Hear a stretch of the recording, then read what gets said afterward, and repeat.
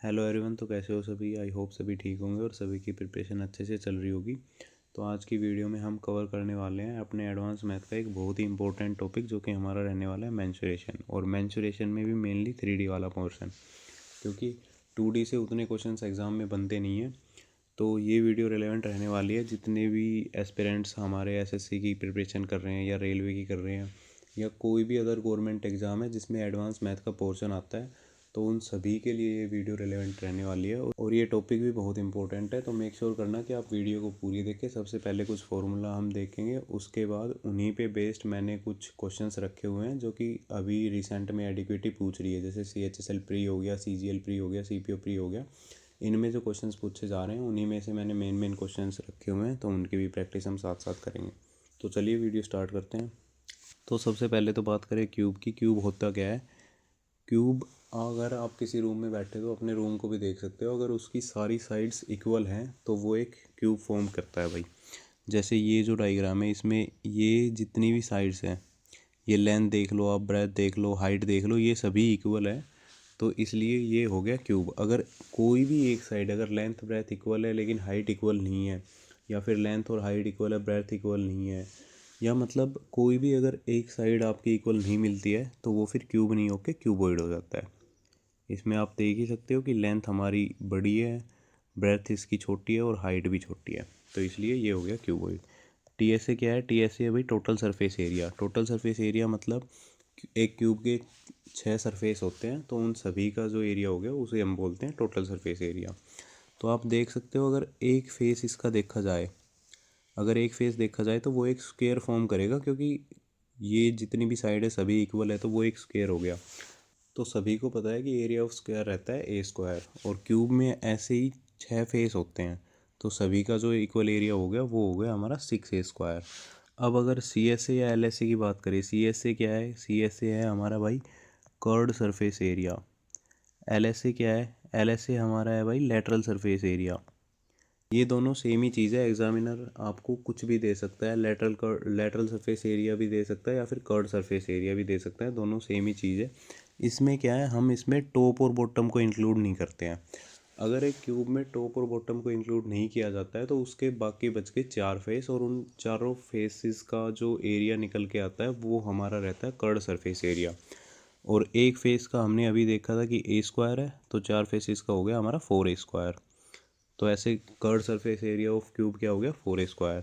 अब जितने भी 3 डायमेंशनल हमारी शेप्स हैं उन सभी का एक वॉल्यूम भी होता है कि उनमें कोई चीज़ कितनी स्टोर हो सकती है। तो वॉल्यूम ऑफ क्यूब निकालने के लिए हम फॉर्मूला यूज़ करते हैं भाई A क्यूब। अभी क्यूबॉइड पे आ जाते हैं। हमने देख लिया क्यूबॉइड क्या रहता है। इसका टोटल सरफेस एरिया अगर हमें निकालना है तो उसके लिए हम ये फॉर्मूला यूज़ करते हैं भाई, 2 × LB + BH + HL। L B वही लेंथ ब्रेथ, H हमारा हो गया हाइट।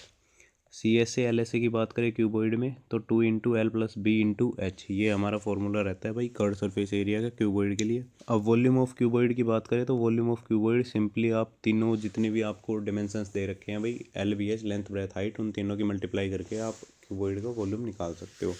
अभी बात करें कोन की, तो ऐसी कुछ कोन की शेप रहती है भाई। ये जो है, इसमें ये हमारी हाइट रहती है, ये हमारी रेडियस रहती है, क्योंकि इसका जो बेस है वो सर्कुलर मिलेगा आपको। अब आप थोड़ा 3D में सोच के चलोगे तो बेस सर्कुलर होता है कोन का, बाकी ऊपर तक ये ऐसे बिल्कुल ये बंद हो जाता है। और ये जो हमारी है, जो L है हमारी, ये रहती है हमारी स्लैंट हाइट। ये रहेगी हमारी स्लैंट हाइट। तो total surface area of cone अगर हमें निकालना है तो उसके लिए हम फॉर्मूला यूज़ करते हैं πr × r + l। अब एग्जामिनर आपको क्वेश्चन में हाइट देता है, रेडियस देता है, लेकिन स्लैंट हाइट बहुत ही रेयरली ऐसा कोई क्वेश्चन आएगा जिसमें आपको स्लैंट हाइट गिवन रहती है, अदरवाइज आपको निकालनी पड़ती है स्लैंट हाइट। तो वो कैसे निकालेंगे? स्लैंट हाइट निकालने के लिए आपका फॉर्मूला होता है √h² + r²। आप या तो डायरेक्ट ये फॉर्मूला याद कर सकते हो या थोड़ा कॉन्सेप्ट भी समझ सकते हो। जैसे ये हमारी हो गई हाइट, नीचे है रेडियस, और ये हमारा हो गया स्लैंट हाइट। तो ये आपको कुछ राइट एंगल ट्रायंगल नहीं लग रही? और राइट एंगल ट्रायंगल में हम क्या यूज़ करते हैं? Pythagoras theorem. पाइथागोरस थ्योरम में क्या होता है कि h² = B² + P²। अब एच क्या है हमारा यहाँ पे, एच है हमारी slant height L square, base क्या है, बेस है रेडियस आर का स्क्वायर, प्लस परपेंडिकुलर क्या है हमारा, परपेंडिकुलर है हाइट एच स्क्वायर। तो यहाँ से एल आपकी निकल के आ गई under root R square plus H square, ऐसे ही हमारी स्लैंट हाइट निकल के आती है। अब कर्ड सरफेस एरिया की बात कर ले कौन की, तो मैंने क्यूब के टाइम पे बताया था कि अगर आप टॉप और बॉटम को रिमूव कर देते हैं तो फिर आपका जो है कर्ड सरफेस एरिया निकल के आता है। अब इसमें टॉप तो कुछ है नहीं लेकिन बॉटम है सर्कुलर, तो अगर हम बॉटम को रिमूव कर देते हैं तो हमारा curved surface area of cone निकल के आ जाएगा, और उसके लिए डायरेक्ट फार्मूला है हमारा पाई आर एल। अब वॉल्यूम ऑफ कौन अगर आपको निकालनी है तो हम फॉर्मूला यूज़ करते हैं 1/3 पाई आर स्क्वेयर एच। इसको आप सिलेंडर से रिलेट करके भी याद कर सकते हो, क्योंकि कौन का कभी कभी आप भूल जाते हो लेकिन सिलेंडर का ऑलवेज याद रहता है।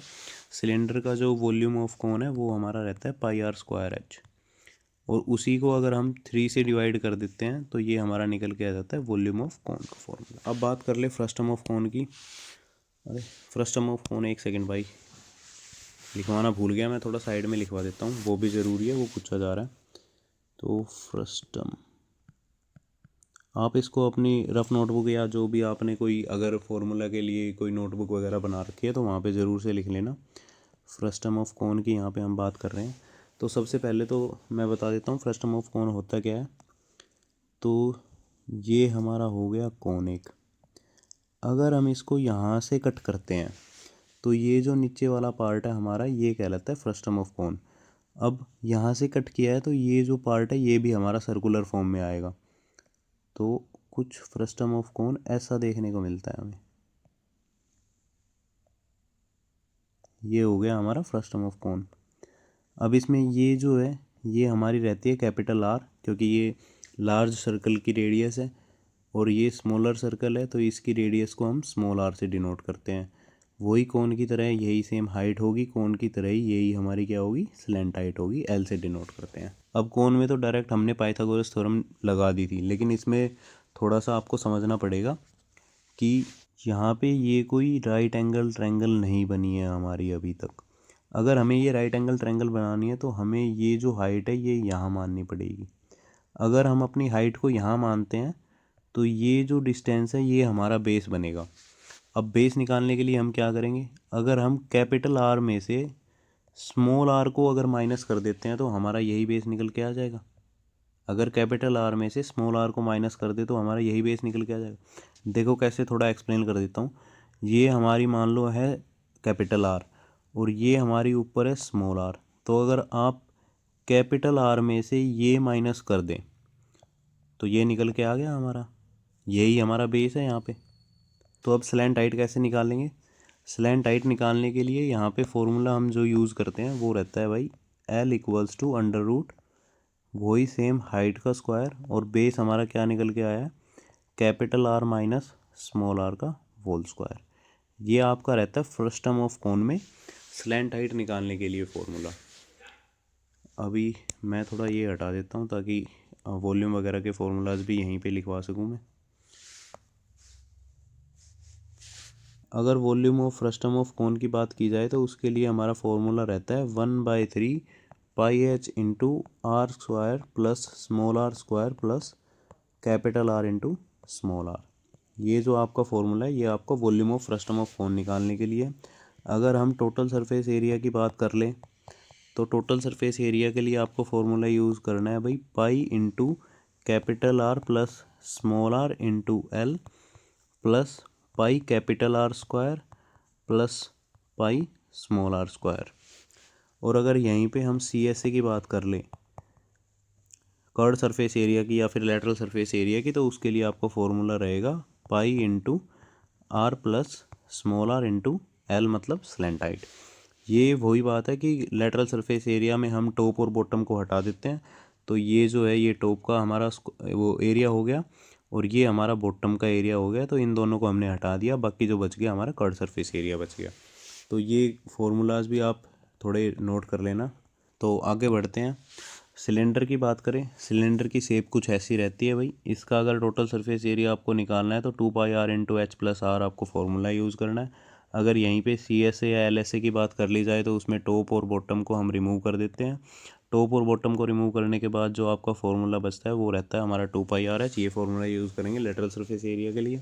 और यहीं पे अगर आपको वॉल्यूम ऑफ सिलेंडर निकालनी है तो उसके लिए फॉर्मूला यूज़ होता है πr²h।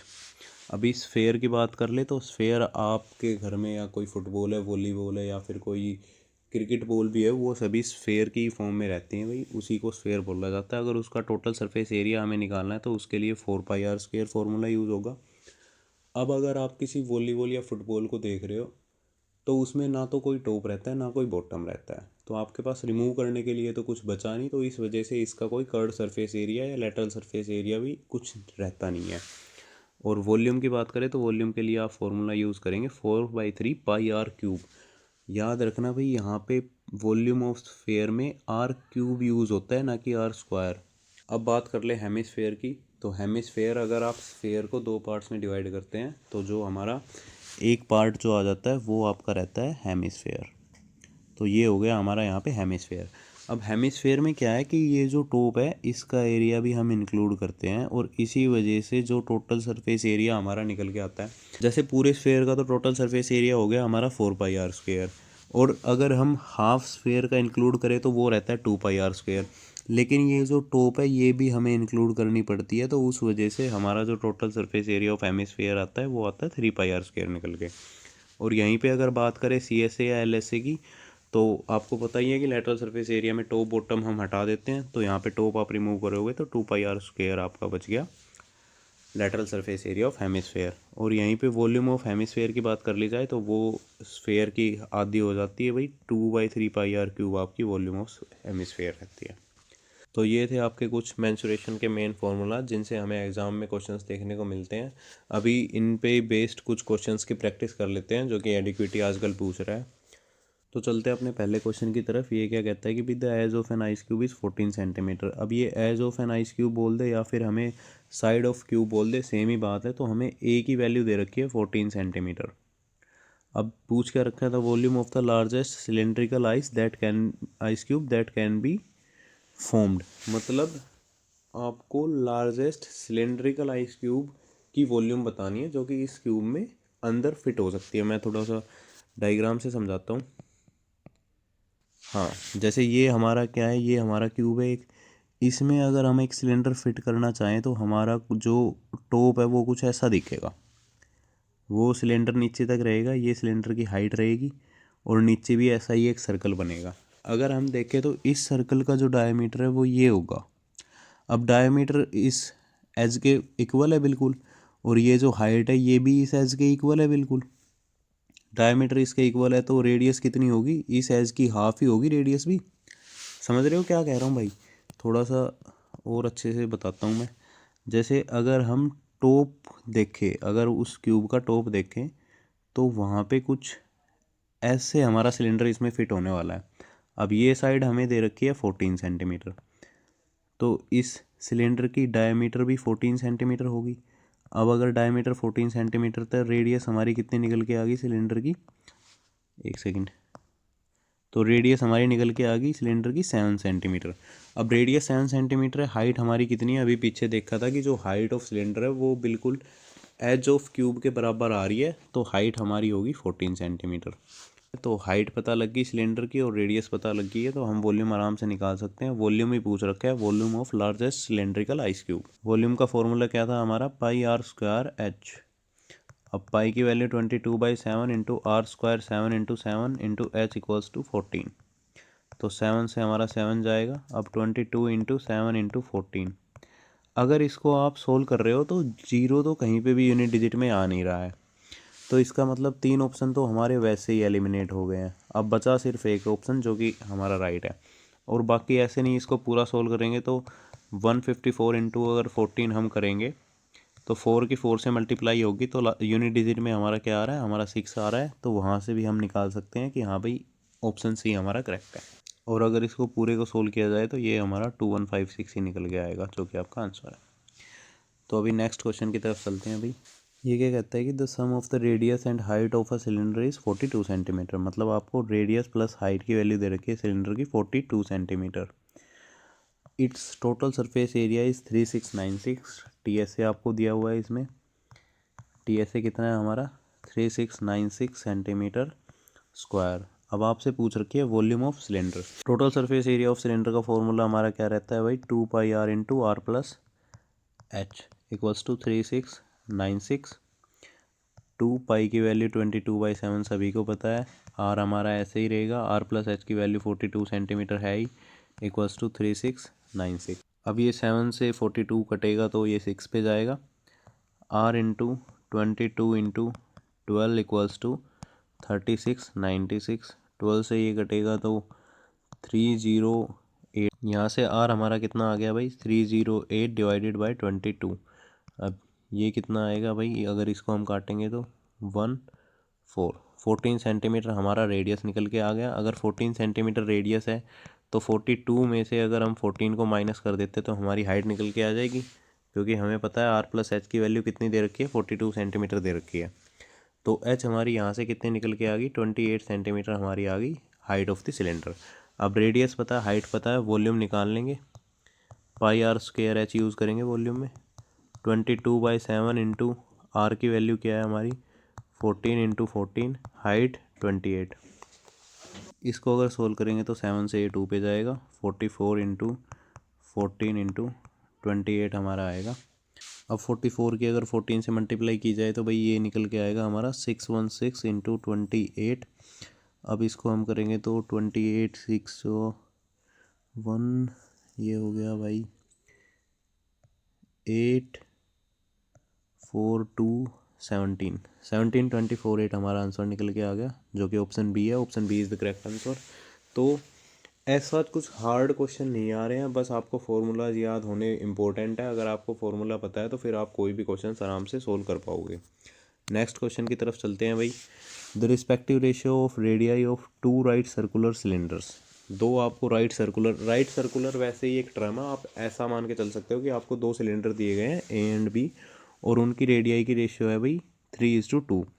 मतलब radius of A divided by radius of B equals to 3/2। ये आपको टर्म दी गई है।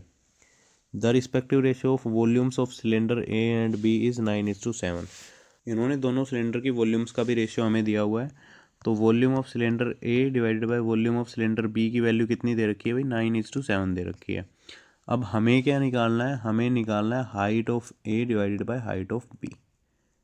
ये हमसे पूछ रखा है, what is the ratio of height of cylinder A and B. Cylinder A और बी की हाइट का रेशियो क्या है। अब वॉल्यूम की बात करें तो सभी को पता है कि भाई पाई आर स्क्वायर एच हमारा वॉल्यूम होता है। आर की जगह हम आर ए लेंगे, क्योंकि नीचे हमें आर बी भी लेना है भाई सिलेंडर बी के लिए। हाइट हम एच ए लेंगे, नीचे पाई रखेंगे आर बी का स्क्वायर, और ये हो गया एच बी। तो इसकी वैल्यू हमें कितनी दे रखी है, 9:7।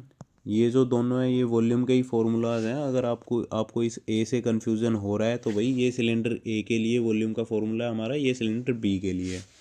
अब पाई से तो पाई कट जाएगा। आर ए हमारा कितना दे रखा है, अगर हम आर ए और आर बी को देखें तो R A divided by R B का होल स्क्वायर भी हम इसको ऐसे लिख सकते हैं, into height of A divided by height of B equals to 9:7। अब R A divided by R B की वैल्यू हमें पता है कि 3/2 है। 3/2 हम यहाँ पे रखेंगे, इसका whole square into height of A divided by height of B equals to 9/7। यहाँ से हमारा निकल के आ गया 9/4 into height of A upon height of B equals to 9/7। तो 9 से तो 9 जाएगा, 4 यहाँ नीचे है तो यहाँ ऊपर आएगा। तो हाइट ऑफ सिलेंडर ए और हाइट ऑफ सिलेंडर बी का रेशियो हमारा निकल के आ गया 4/7, जो कि है हमारा option B. So option B is the correct answer. तो आपको रेशियो में भी देख के पूछ सकता है, आपको परसेंटेज भी दे सकता है कि भाई एक सिलेंडर है उसकी रेडियस इतनी है, परसेंटेज वो 60% से इंक्रीज़ कर गई रेडियस, तो वॉल्यूम पे क्या इफ़ेक्ट पड़ेगा। ये सभी चीज़ें आपके जो एग्ज़ाम है उसमें आ सकती हैं, कोई बड़ी बात नहीं है। अगर ये आ रही हैं तो आप इनकी भी प्रैक्टिस अच्छे से करके जाना। नेक्स्ट क्वेश्चन की तरफ आते हैं। तो भाई find the length of longest pole that can be placed in a room, 16 metre long, 8 metre broad और 11 मीटर हाई। मतलब आपको दे रखी है भाई, लेंथ दे रखी है 16 मीटर लॉन्ग, ब्रेथ दे रखी है 8 मीटर लॉन्ग, और हाइट दे रखी है 11 मीटर। तो ये पूछ रहा है mainly diagonal of a cuboid. Cuboid में क्यों बोल रहा हूँ, क्योंकि भाई लेंथ ब्रेथ और हाइट बिल्कुल अलग अलग है। अगर ये सेम होती तो हम इसे क्यूब बोलते। अब पीछे शायद मैंने लिखवाया नहीं भाई, आप साइड में यहीं पे नोट डाउन कर देता हूँ। अगर आपको निकालना है डायगोनल ऑफ अ क्यूब, अगर आपको क्यूब का डायगोनल निकालना है तो आपको फॉर्मूला यूज़ करना है a√3। ए यहाँ पे क्या है, ए हमारा है साइड ऑफ द क्यूब। अगर आपको डायगोनल निकालना है क्यूबॉइड के लिए, तो क्यूबॉइड के लिए हम फॉर्मूला यूज़ करते हैं अंडर रूट लेंथ का स्क्वायर प्लस ब्रेथ का स्क्वायर प्लस हाइट का स्क्वायर। ये हमारा होता है क्यूबॉइड के लिए और ये हमारा रहता है क्यूब के लिए। दोनों में डायगोनल से भी डायरेक्ट क्वेश्चन आ सकते हैं क्योंकि सीधा फॉर्मूला बेस्ड है। आपको फॉर्मूला पता है तो आप सोल्व कर सकते हैं। तो इस फॉर्मूला में हम ये सारी वैल्यू रखेंगे। d equals to under root L square, 16 का स्क्वायर कितना होता है भाई 256 प्लस 8 का स्क्वायर 64 प्लस 11 का स्क्वायर 121। अगर इन सब की सम करेंगे तो ये हमारा निकल के आ गया 641156214 जो कि हमारा रहता है 21 मीटर। डायगोनल हमारा निकल के आ गया 21 मीटर जो कि ऑप्शन बी है। So option B is the correct answer. Next question की तरफ आते हैं। The sum of the length and breadth and height of a cuboid is 38 centimetre. हमें दे रखी है कि भाई length plus breadth plus height की वैल्यू दे रखी है 38 centimetre and the length of the diagonal is 22 centimetre. और डायगोनल की लेंथ दे रखी है हमें क्यूबॉइड की 22 सेंटीमीटर। हमें क्या निकालना है, हमें निकालना है टोटल सरफेस एरिया क्यूबॉइड का। टोटल सरफेस एरिया के लिए हमारा फॉर्मूला ये रहता है भाई, सभी को पता होगा ये बात, तो 2 × LB + BH + HL। अब हमें क्या करना है, अब यहाँ से डायगोनल दे रखा है, लेंथ ब्रेथ हाइट भी अलग नहीं दे रखी ताकि हम यहाँ पे पुट कर सकें। तो इसका अगर हम स्क्वायर कर देते हैं यहाँ से तो ये टर्म हमारी निकल के आ गई। सभी को पता होगा कि भाई L + B + H का अगर होल स्क्वायर किया जाए, हाँ ये थोड़ा अच्छे लेवल का क्वेश्चन है भाई, माननी पड़ेगी। तो ये निकल के आता है हमारा L² + B² + H² + 2 × LB + BH + HL। ये हमारा सेम फॉर्मूला आ गया। अगर हम इसकी यहाँ से वैल्यू निकाल लें तो हमारी टोटल सरफेस एरिया की वैल्यू आ जाएगी। L + B + H कितना है भाई, हमारा 38 है, 38² हो गया। यहाँ पे L² + B² + H²। अभी मैंने डायगोनल का फॉर्मूला लिखवाया था कि L² + B² + H² under root में रहेगा। अगर यहाँ से हम अंडर रूट हटाना चाहें तो डायगोनल का स्क्वायर इस तरफ हो जाएगा और L² + B² + H² दूसरी तरफ बच जाएगा। मतलब L² + B² + H² को हम क्या लिख सकते हैं, डायगोनल ऑफ क्यूबॉइड का होल स्क्वायर। अब डायगोनल ऑफ क्यूबॉइड कितना है हमारा 22 का होल स्क्वायर इसे हम लिख सकते हैं +2 × LB + BH + HL, वही हो गया। LB + BH + HL की जगह मैं यहाँ पे अगर TS से लिखूँ, टोटल सरफेस एरिया लिखूँ, तो कोई दिक्कत भाई, सेम ही फॉर्मूला है, इसी का ही तो फॉर्मूला है। 22² को अगर हम इस साइड लेके आएंगे तो 38² - 22², A² - B² का यहाँ पे अगर फॉर्मूला यूज़, ये इक्वल्स हो गया TSA के। अब A² - B² का फॉर्मूला अगर यहाँ पे यूज़ किया जाए तो 38 - 22 × 38 + 22, ये हमारा निकल के आ गया भाई 16 × 60, ये हमारा आ गया 960। तो ये वैल्यू निकल के आ गई हमारी टोटल सरफेस एरिया की। ऑप्शन है, हाँ भाई option C is the correct answer. तो ऐसे क्वेश्चंस भी आपसे पूछे जा सकते हैं। मतलब जो एग्जामिनर आपको क्वेश्चन में टर्म्स देगा उनसे आपका क्वेश्चन सॉल्व होना कंफर्म है। बस आपको थोड़ा ये सोचना है कि मैं कौन सा मेथड फॉलो कर सकता हूँ जिससे आंसर जो है वो ईजिली आ सके। तो नेक्स्ट क्वेश्चन की तरफ चलते हैं। अब ये क्वेश्चन क्या कहता है भाई कि the radius of the base and height of a solid right circular cylinder are in the ratio 7:3। मतलब एक सिलेंडर है, उसकी आपको रेडियस और हाइट का रेशियो दे रखा है 7:3। आगे क्या कहता है कि इट्स वॉल्यूम इज़ 12474। वॉल्यूम की वैल्यू दे रखी है आपको 12474 और हमें निकालना है टोटल सरफेस एरिया। हमें निकालना है टोटल सरफेस एरिया। अब टोटल सरफेस एरिया निकालने के लिए भाई फॉर्मूला हम यूज़ करते हैं 2πr × r + h। और अब हमें r और h की वैल्यू चाहिए, रेडियस ऑफ सिलेंडर की वैल्यू चाहिए और हाइट की वैल्यू चाहिए। ये तो रेशियो में दे रखा है। अगर यहाँ से हम रेशियो को हटाए तो रेडियस को ऐसे लिख सकते हैं भाई 7x और हाइट को ऐसे लिख सकते हैं 3x। इसमें किसी को कोई परेशानी। वॉल्यूम ऑफ सिलेंडर की बात करें तो उसके लिए फॉर्मूला हमारा रहता है πr² h = 12474। अब पाई की वैल्यू होगी 22/7, आर की वैल्यू होगी हमारी 7x, r² है तो दोबारा 7x लिखेंगे, एच की वैल्यू होगी हमारी 3x इक्वल्स टू 12,474।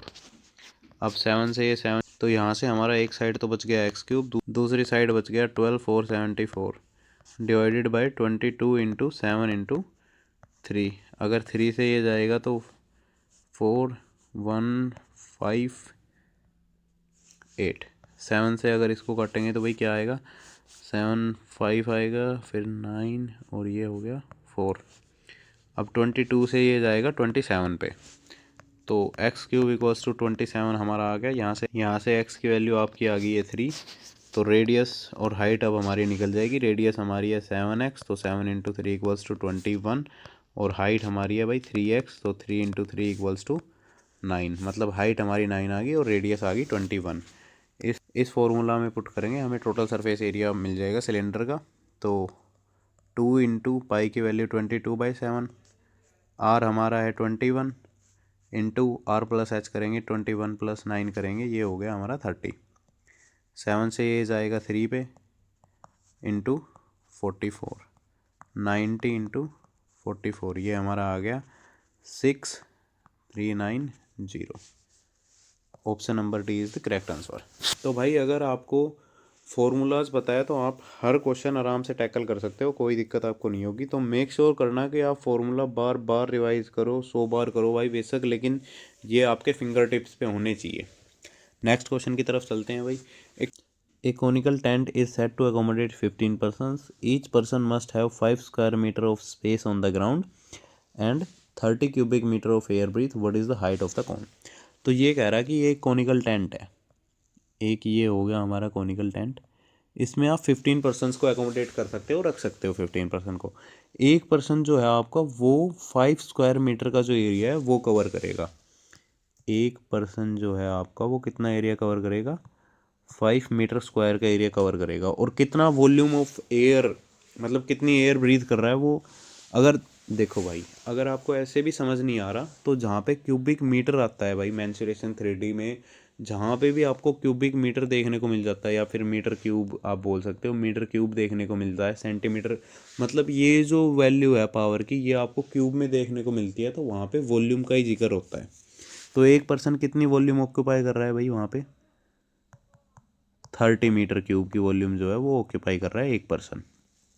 तो अगर हम एक पर्सन 30 मीटर क्यूब की वॉल्यूम ऑक्यूपाई कर रहा है, उसमें टोटल कितने पर्सन आ सकते हैं भाई, 15 पर्सन आ सकते हैं। तो 15 पर्सन कितनी वॉल्यूम ऑक्यूपाई करेंगे, 450 मीटर क्यूब। ये आपकी आ गई वॉल्यूम ऑफ कॉन। देखो मैं थोड़ा अच्छे से बताता हूँ आपको। एक पर्सन आपका 30 मीटर क्यूब की एयर ब्रीथ कर रहा है, इसमें कोई परेशानी। मैक्सिमम जो हम रख सकते हैं इस कॉनिकल टेंट में, जितने भी हम पर्सनस को एकोमोडेट कर सकते हैं, वो है हमारे 15, कि भाई आप मैक्सिमम 15 पर्सनस को यहाँ पे रख सकते हो। अगर हम 15 पर्सनस को रखते हैं तो वो कितनी एयर ब्रीथ करेंगे, वो एयर ब्रीथ करेंगे 450। तो मतलब अगर हम यहाँ पे 15 पर्सनस को रख रहे हैं तो हमें एयर कितनी चाहिए भाई, 450 मीटर क्यूब एयर हमें इस कॉनिकल टेंट में चाहिए। तो उतना ही हमारा क्या हो गया, वॉल्यूम हो गया। अब एरिया ऑफ बेस की बात कर ले भाई। एरिया ऑफ बेस हम यहाँ से एक और चीज़ निकाल सकते हैं क्योंकि हमें दिया हुआ है। तो एक पर्सन जो है आपका वो 5 मीटर स्क्वायर का एरिया कवर करता है बेस पे। ग्राउंड इसका बेस ही तो हो गया, यही तो है ग्राउंड, ये बेस हो गया। अब एक पर्सन यहाँ पे 5 मीटर स्क्वायर का एरिया जो है वो कवर कर रहा है, तो भाई 15 पर्सन कितना एरिया कवर करेंगे, 15 इंटू 5 कर देते हैं, 75 मीटर स्क्वायर का एरिया जो है वो कवर करेंगे ग्राउंड पे। तो 75 मीटर स्क्वायर क्या आ गया हमारा, एरिया ऑफ बेस निकल के आ गया 75 मीटर स्क्वायर। अब हमसे पूछ रखा height of cone. Volume of cone का फॉर्मूला हमारा क्या होता है भाई, 1/3 पाई आर स्क्वायर एच। और बेस हमारा सर्कुलर है, तो वो एरिया ऑफ बेस क्या होगा हमारा, एरिया ऑफ बेस हमारा सर्कुलर है, तो पाई आर स्क्वायर हो गया हमारा एरिया ऑफ बेस। तो area of pi R square की वैल्यू हम अगर यहाँ से निकालना चाहें तो कितनी आ गई हमारी, 75। यहाँ पे पाई आर स्क्वायर की वैल्यू 75 रख सकते हैं, कोई परेशानी नहीं भाई किसी को। वॉल्यूम ऑफ कोन हमारी कितनी है भाई, 450। 1/3 पाई आर स्क्वायर की जगह हम 75 रख दें। हाइट ही हमें निकालनी है और हाइट ही हमारी यहाँ पे बची हुई है।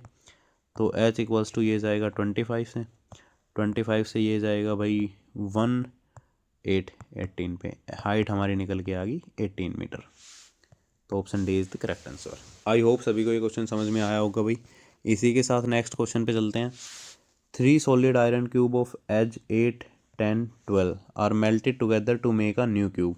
It is observed that 496 centimeter cube, भाई ये क्यूब है, ये गलती से 3 लिखा गया है, of the melted material is lost due to improper handling the area of wool surface of the newly formed cube. अब देखो मेंसुरेशन में मतलब 3D में अगर एक चीज़ को मेल्ट करके दूसरी चीज़ में चेंज किया जा रहा है, मेल्ट करके लगा लो या फिर सॉलिडिफाई करके लगा लो या फिर भाई मतलब कैसे भी लगा लो, अगर एक शेप को दूसरी शेप में चेंज किया जा रहा है तो एक बात कंफर्म है कि दोनों की वॉल्यूम जो है वो बराबर होगी। दोनों की वॉल्यूम आप अगर बराबर रख रहे हो तो फिर मतलब वो एक ही बात है, दोनों की वॉल्यूम हमेशा बराबर रहेगी। तो यही चीज़ हमें यहाँ पे ध्यान रखनी है। 3 सॉलिड आयरन क्यूब्स है यहाँ पे, सभी का अगर हम वॉल्यूम देखें सभी 8 की क्यूब होगी भाई पहले क्यूब का वॉल्यूम, दूसरे क्यूब के वॉल्यूम की बात करें तो वो 10 की क्यूब होगी, तीसरे की बात करें तो वो 12 की क्यूब होगी। सभी की अगर हम निकालेंगे तो ये हो गया 512, ये हो गया 1000, ये हो गया 1728। अगर इन सब का सम किया जाए तो 8 to 10 1 हो गया, 2 3 4 हो गया, ये 7 2 1 1 3। तो वॉल्यूम इन तीनों का हमारा निकल के आ गया भाई 3240 सेंटीमीटर क्यूब। अब वो कह रहा है कि जब हमने इन्हें मेल्ट किया और एक नया क्यूब बनाया तो ऑब्जर्व किया कि 496 सेंटीमीटर क्यूब जो मटेरियल है वो वेस्ट हो गया, वो मतलब लॉस्ट हो गया। तो अब टोटल वॉल्यूम हमारा इतना था, उसमें से 496 सेंटीमीटर क्यूब हमारा वेस्ट हो गया। नए क्यूब का वॉल्यूम हमारा कितना निकल के आ गया, ये आ गया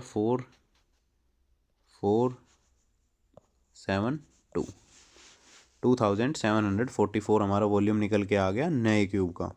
तो अब हमें निकालना क्या है, हमें निकालना है the area of wool surface, मतलब वूल सरफेस मतलब टोटल सरफेस एरिया निकालना है हमें नए क्यूब का। टोटल सरफेस एरिया का फॉर्मूला सभी को पता है, क्यूब में 6a² होता है, तो इसके लिए मतलब हमें ए की वैल्यू चाहिए।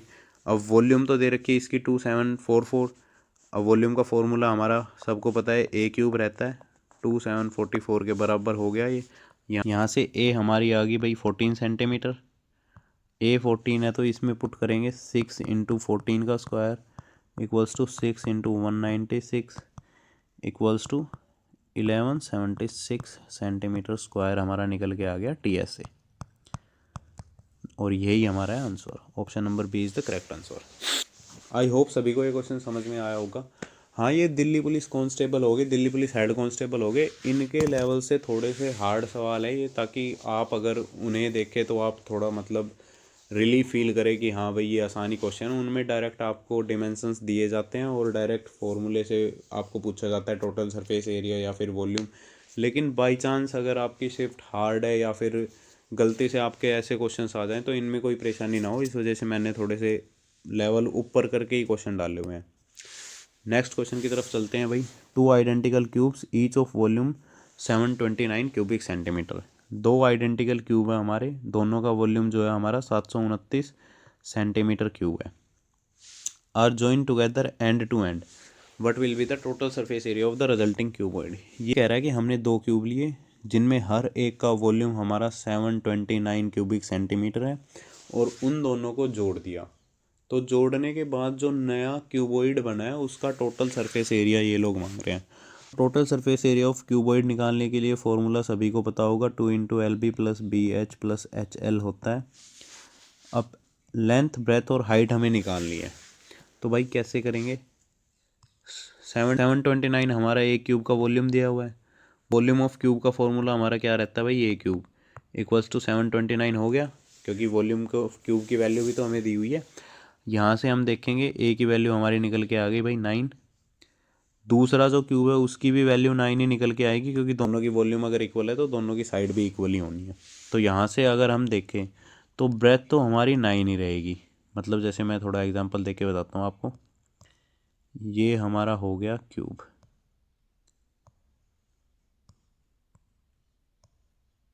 ये हो गया, यहाँ पे एक और क्यूब ड्रॉ करना है, ये हमारा हो गया भाई दूसरा क्यूब।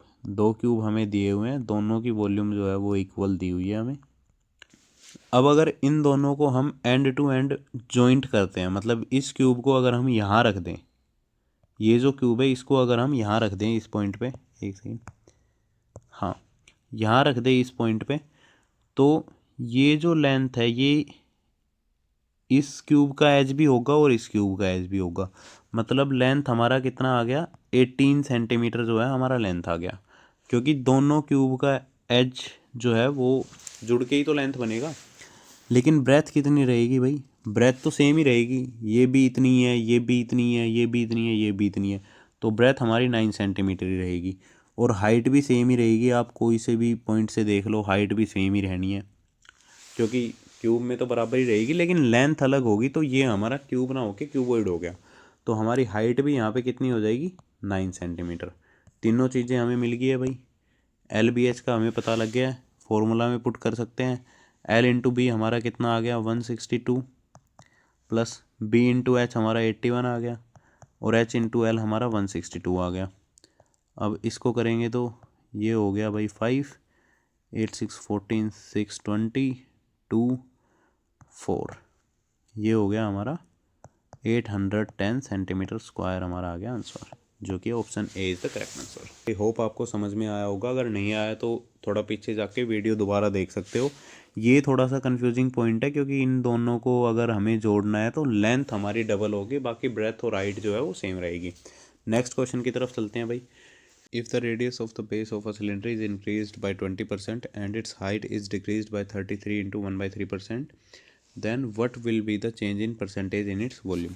तो ये क्या कह रहा है कि भाई एक सिलेंडर है, उसकी रेडियस को हम 20% से इंक्रीज़ करते हैं, हाइट को हम 33 इंटू 1/3% से डिक्रीज़ करते हैं, तो उसकी वॉल्यूम पे परसेंटेज में ही कितना इफेक्ट पड़ेगा। मैंने पहले बताया था कि रेशियो या परसेंटेज से आपको ऐसे क्वेश्चंस मिक्स मिल सकते हैं, तो आपको उनके लिए भी प्रिपेयर रहना है। तो भाई इसमें क्या करेंगे, रेडियस हमारी कितनी इंक्रीज़ कर रही है, 20% कर रही है इंक्रीज़, मतलब 20% को फ्रैक्शन में लिखना चाहें तो 1/5 है। मतलब अगर रेडियस को देखें तो वो अगर पहले 5 है तो वो बाद में बढ़ के हमारी 6 हो जा रही है। अब हाइट की बात करें तो हाइट 33 इंटू 1/3% से डिक्रीज़ कर रही है, मतलब 33 इंटू 1/3% को अगर फ्रैक्शन में लिखेंगे तो 1/3 आ गया। हाइट मतलब पहले अगर 3 है हमारी तो बाद में वो डिक्रीज़ करके 2 हो रही है। ये तो हमारी होगी R1 की वैल्यू, ये हमारी निकल के आ गई R2 की, ये H1 की वैल्यू होगी हमारी, ये H2 की वैल्यू होगी। अब हमसे पूछ रखा है चेंज इन वॉल्यूम, वो भी परसेंटेज में। तो पहले सिलेंडर की वॉल्यूम निकाल लेते हैं, πr1 square H1 equals to 22 चलो ऐसे रहने दो भाई, ये तो थोड़ा कैलकुलेटिव वे है। बाकी आप इसको ऐसे भी कर सकते हो, अगर आपसे परसेंटेज में या फिर रेशो में पूछा जाए तो आप इनको ऊपर नीचे रख सकते हो, πr2 स्क्वायर H2, जिससे आपकी जो कैलकुलेशन है वो थोड़ी इजी हो जाएगी, क्योंकि यहाँ से पाई से पाई हमारा हट जाता है। अब हमारे पास बचा R1 स्क्वायर H1।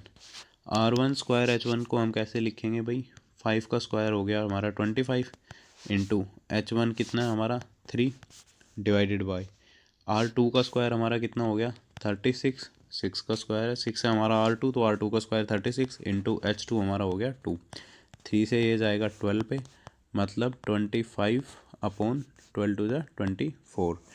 मतलब हमारे पहले जो सिलेंडर की वॉल्यूम है वो 25 थी, दूसरे की निकल के आ रही है 24। मतलब पहले की 25 थी, दूसरे की 24 निकल के आ रही है। इसका मतलब है कि ये वॉल्यूम जो है वो एक से डिक्रीज़ कर गई। अब एक से डिक्रीज़ करिए कितने में से, 25 में से। परसेंटेज में निकालना है तो 100 से मल्टीप्लाई करेंगे, ये आ गया 4%। मतलब हमारी जो वॉल्यूम है वो पहले सिलेंडर से दूसरे सिलेंडर तक 4% का डिक्रीज़ होगी। तो option number C is the correct answer. I hope सभी को समझ में आया होगा ये क्वेश्चन। ये आपके लिए भाई होमवर्क है, मतलब अगर आपने पूरी क्लास अच्छे से अटेंड की है, सभी फार्मूलाज आपने याद किए हैं, तो आप ये आराम से क्वेश्चन सोल्व कर सकते हो, कुछ भी नहीं है क्वेश्चन में। इससे आप खुद ट्राई करना। आंसर मैं इसका बता देता हूँ, ऑप्शन नंबर ए इसका जो है करेक्ट आंसर है, और कमेंट में बता के जाना कि भाई सोल्व हो भी रहा है या नहीं हो रहा। बाकी इसके अलावा मैंने कुछ हाई लेवल्स के क्वेश्चन इसमें रखे नहीं थे, क्योंकि भाई mainly Delhi police head constable, Delhi police constable, SSC, GD, MTS, CHSL वगैरह के लिए ये क्लास। तो इससे ऊपर अगर क्वेश्चंस का लेवल जाता है वो फिर सीजीएल मेंस हो गया, इनमें वैसे क्वेश्चन पूछे जाते हैं। तो उनके लिए अगर कभी ज़रूरत पड़ती है तो एक सेपरेट वीडियो बना दूंगा। लेकिन जितने भी प्री है आपके, एसएससी जीडी हो गया, एमटीएस हो गया, रेलवे का हो गया, या फिर कोई भी अदर गवर्नमेंट एग्ज़ाम है भाई जिनमें एडवांस मैथ से ये टॉपिक आ रहा है, तो उनमें इस लेवल तक के क्वेश्चन अगर आप अच्छे से प्रैक्टिस करके जा रहे हो तो वो आपके लिए मोर देन सफिशिएंट रहेगा। सो अभी के लिए सिर्फ इतना ही। इसका आंसर मैंने बता दिया। मेक श्योर करना कि आप ये क्वेश्चन सोल्व कर रहे हो। सो अभी के लिए सिर्फ इतना ही। बाकी एसएससी के लेटेस्ट अपडेट्स के लिए आप हमारा टेलीग्राम चैनल भी ज्वाइन कर सकते हैं, जिसका लिंक आपको डिस्क्रिप्शन बॉक्स में मिल जाएगा। के लिए सिर्फ इतना ही। Thank you, thanks for watching the video.